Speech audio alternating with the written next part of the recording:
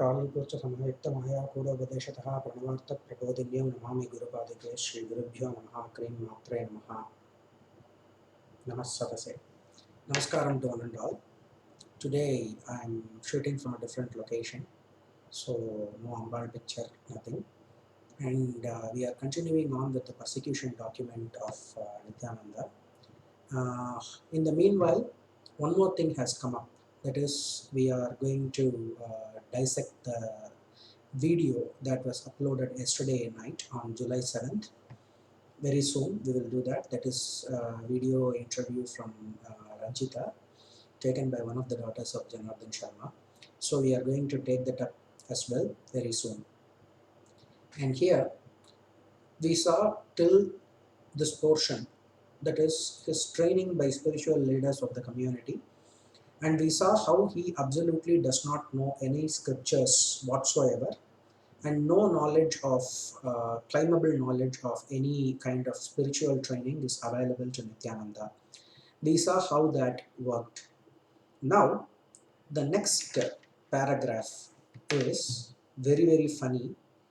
Okay, that is, the leaders prepared him to offer ancient knowledge to the whole world. English was not spoken in the community he lived in. His spiritual masters sent him to a polytechnic college for mechanical engineering, equivalent to a university degree, to learn the English language. What sort of nonsense is this? See, there are so many wrong information lies here. The first one is, sorry for the interruption. First of all, a diploma in mechanical engineering is what he will get from a polytechnic college. Okay, and this has got nothing whatsoever to do with the English language. I can tell, and this is not equal to a university degree either. The system goes like this in Tamil Nadu.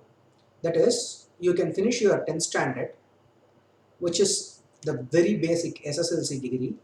Once you finish that, you can finish your 11th and 12th and then go for a university degree. Or you can join a polytechnic college. As the name suggests, it is a diploma, and this diploma is in fields, trades like mechanical engineering, electrical engineering. I myself have a diploma in electrical engineering electronics. I did not do my 11th and 12th. I straight away joined in a polytechnic college. Polytechnic college's name is Thai Mukambigai Polytechnic. It is part of the Dr. MGR Institute in Madurai. So similarly, he might have joined he has joined one polytechnic college. Now the reason they are giving here for this is what is very funny. English was the reason why he joined. Let me tell you very openly, in my college, I was perhaps one of the very few people who could even communicate in English without grammatical mistakes. The professors also did not know proper English. Most of the professors also did not know proper English. If he wanted to learn English, or if the so-called spiritual leaders, quote unquote, who are training him wanted to teach him English, they must have, what they essentially must have done is, they must have asked him to do his 11th and 12th and then join him in a arts and science college for BA English literature or something. That is not what has actually happened. Diploma is an option mostly chosen by the lower middle class community people who cannot afford college, because it is easy to get a technician job and then continue your studies further like AMIE or whatever you want to do through correspondence if you have a C license under a government officer or a government institution, working as an assistant or junior technician once you finish your diploma in whatever engineering. Now he has joined diploma in mechanical engineering. Okay, sent him to a equivalent to university college. That is absolute bullshit. This is not equivalent to university college.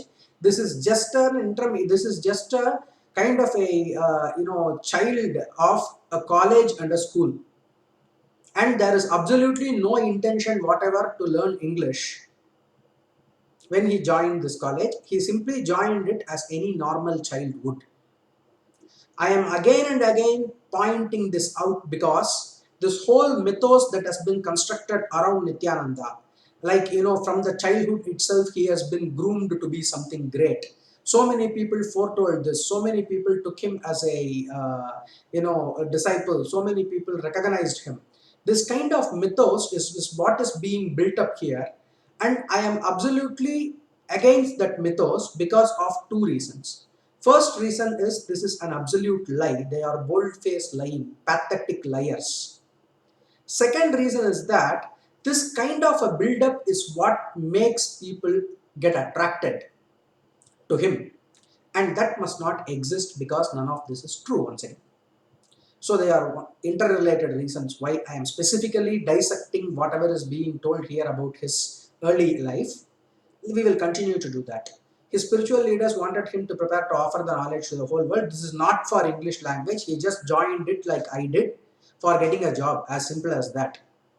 Even when he was 12 years old, his masters would suddenly make him stand amongst an audience to give a spiritual discourse on topics that were considered highly advanced. So none of those people are living today. You can say whatever you want to. Then, life, lifestyle and teachings of Adi Shaiva tradition.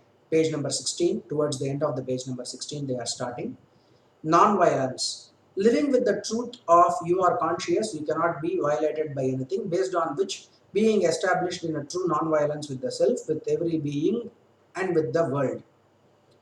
All these things are like common law, applicable to every field, and this is also applicable to Adi Shaiva tradition if something called Adi Shaiva tradition is existing.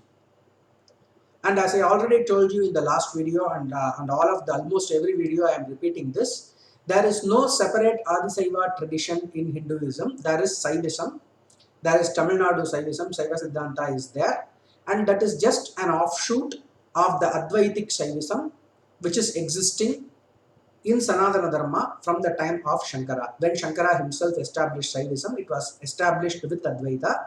Later on, it took a turn towards Vishishtadvaita. Once again, it was brought back into the fold of Advaita, and that is what is remaining today. And those who are calling themselves as Adi Saivites are simply separatists who want to take linguistic difference and take other differences as a separate religious identity, which is something not acceptable in Hinduism. Vegetarianism, not consuming any animal meat or using any item made with animal in any way. Now, this is something that is highly applicable to many Westerners, because vegetarianism, being a vegan, all those things are considered as something very, very traditional and something belonging to the Hinduism or to the Sanatana Dharma on that note. Now, the whole concept of himsa and ahimsa is something which needs to be dealt with in a very careful manner. Himsa means causing harm. Ahimsa means not causing harm. Now, if your intention is to make the animal suffer, then it is ahimsa. If your intention is just for food, it is not considered as ahimsa. Sorry, it is not considered as himsa. I think I said something wrong before.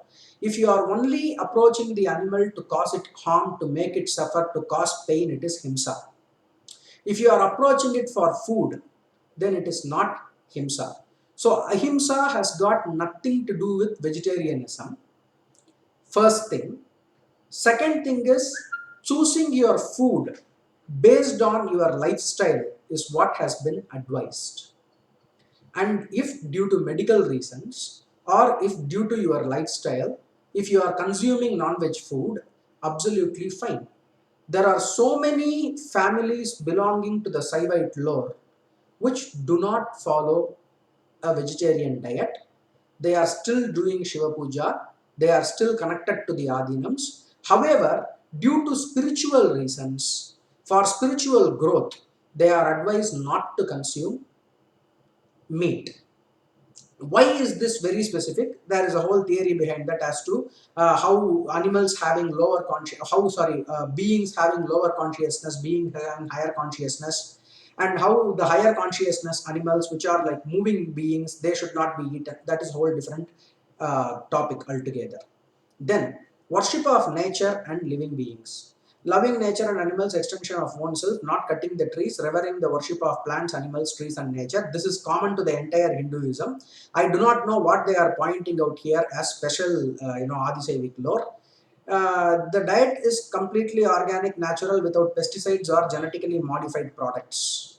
So, then the next one is temple-based lifestyle, celebration of deities to various festivals, ritualistic worship, blah blah blah, sacred energy syllables, sacred fire rituals, study of ancient spiritual text, Vedagamas. Again, we have this meaningless word Vedagama here. Then the next one is yoga, lifestyle of yoga as per the original core scriptures such as Shivastamba and Kundalini Raju. Now, let me make this one thing very clear, absolutely clear. Okay, this pole yoga and rope yoga are not in any way spiritual in any sense of the word. They are certain physical practices which practicing yogis can do in order to show their physical skills, in order to show their physical ability, their control over the body. But is this a spiritual practice? Is this an essential part of Hatha Yoga? Absolutely not. But why are they giving this much importance to Pole Yoga and Raju Yoga or Kundalini Raju? Kundalini Raju is a comic term that Nityananda invented. Where is Kundalini in that rope? Is Kundalini there in the rope? Then why are you calling it Kundalini rope? Then the second question is, so why is Nityananda primarily focusing and promoting these two yogas? Because they are nothing but circus attractions. They are like attractions in a fair. In olden days, we used to have, Mr. India Rubber Man. In any fair that you visit in Tamil Nadu, during the Pongal time and other times, they will have one fair happening, trade fair happening. In the trade fair happening, there will be one or two people who will be practitioners of yoga, physical yoga, and they will be able to do all these things on a rope, do all these things on a pole, etc. And that is an attraction, tourist attraction or a crowd attraction. So similar tourist and crowd attraction is exactly what he is trying to impose here, and this has got nothing to do whatsoever with yoga as a spiritual practice. So, and then yogic sciences, applying extraordinary powers and living it as a lifestyle. Now, once again I am telling you, having extraordinary powers and living it as a lifestyle is something which is strictly prohibited in yoga. Not only in yoga, the Puranas are saying that human beings or rishis who are using their spiritual power in the physical world for doing anything, including enhancement of the senses, are actually wasting the spiritual energy, and their penance, their tapas will be wasted. This is the lesson, this is the moral, time and again given in every single situation where a sage, a rishi, or a seer is cursing, where a sage, a seer, or a rishi is using his powers consciously. Whenever this is happening, in whichever situation, the moral of the story always remains the same. You should not do it. It is going to reduce your spiritual progress. It is going to remove your spiritual progress. It is going to degrade you spiritually. It is going to take you down so that you will have to do a lot of sadhana again in order to come back to that position you were in. And again, if you use it, again you are going to fall. This is the moral of every story, every incident described in the Puranas and the history. And whatever Nityananda is speaking about, powers, etc., manifestation of powers, etc., is absolutely against Sanatana Dharma, and it is only being used as a stage magic trick, tourist attraction, crowd attraction, marketing, and advertisement in order to pull more people in. This is detrimental to your spiritual growth, and it is not going to help you anyway in your spiritual growth. So page number 18, starting his mission, I don't want to call it divine, 2003. From the age 23, Nityananda started to create his own temple monastery to teach classes. The financing was done from the contributions of his own village town. Monasteries were built as non-profit. In 2003, he started to build his monastery in Bangalore. The land was donated by a devotee. Now, there are a couple of problems here. First problem is that he started a monastery and it was donated, contributions from his own village town. Now, what is this word? These people are using words which do not actually go together. Like I told you, Veda Agama is a word that will not go together. Village town, is it village or is it town? Or is it a town near a village? Which town is it? If you are calling Tiruvannamalai itself as a village, then anybody who has visited Tiruvannamalai will know that they are lying. So they are trying to create a narrative here as if somebody poor, the whole people, everybody is coming together to ensure that this person who is a holy divine person is being projected to the world. So the common humble villagers are coming together and building something for him.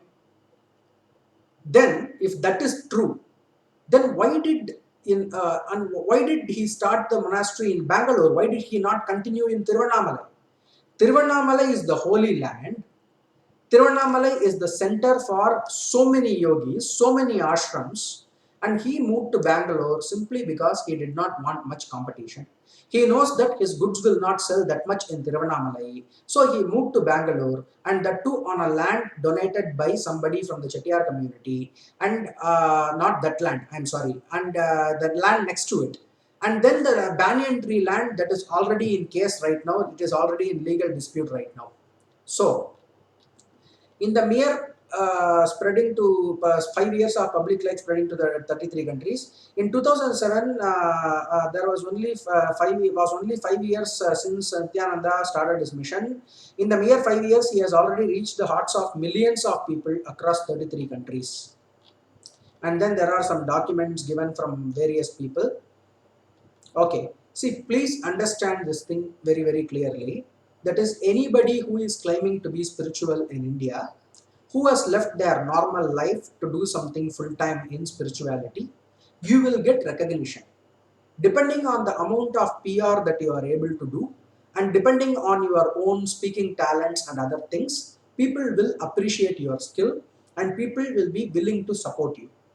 There is no doubt about this. There is absolutely no doubt about this. But making this as a cause or making this as an argument to say that he is a spiritual avatar is something that these people are doing. So, as I told you, this document, as well as the other document, the persecution of the Adisevite community, and all the other affidavits that they have given in the UN, also in the Human Rights Commission of the UN, are all web of lies with small strings of truth woven inside it. So it is very, very hard to separate the lies from the truth. And in an attempt to do that, we must understand that we are essentially doing it to expose the lie, whereas the truth is not falsified. So that being said, the whole concept of him getting recognized is nothing new. Even if I am starting full-time spiritual life tomorrow, leaving this and wearing ochre robes, people will support me. And depending on how good I am able to market myself, I will be able to reach a certain height. This does not make me an avatar or anything like that. So then, contributions. This is another set of things that we need to ask. And for this contribution section, I want to ask only one question here. That is, this question has to be asked for everything. Where is it right now? That question we will ask for everything. And the answer to that will always be, we don't know. So, world's largest Hindu university, the first contribution. Nityananda University started in 2003. 270,000 plus enrollments, 2,700 plus courses, plus 550 plus faculties, 150 plus nations, 347 campuses and centers worldwide. More than 10,000 hours of spiritual discourses on ancient, rare spiritual manuscripts. Now, the problem is, if the syllabus consists of discourses on ancient, rare spiritual manuscripts, and if that is the same contribution that has been given to the spirituality as well, it simply means one thing, That is, whatever spiritual discourses Niti has made online, these people are trying to say they are university lectures. Let me make it very clear. If 270,000 enrollments are there, show me the graduates. Which university gave you rights to give the certification? Where are your graduates? 2003, now it is 2020. So 17 years, 270,000 enrollments. Let us say 200,000 people left halfway through. Now 70,000 enrollments must have fruitified. I am giving you like, 1 by 2 by third, I am leaving it out. Only 1 by third, lesser than 1 by third. I am asking a simple question: where are your 70,000 graduates? What are they doing right now? Are there even 70,000 people inside the ashram now? Are there even 70,000 people said all and told all volunteers? Nothing. I am seeing single digit or double digit figures in his viewing list.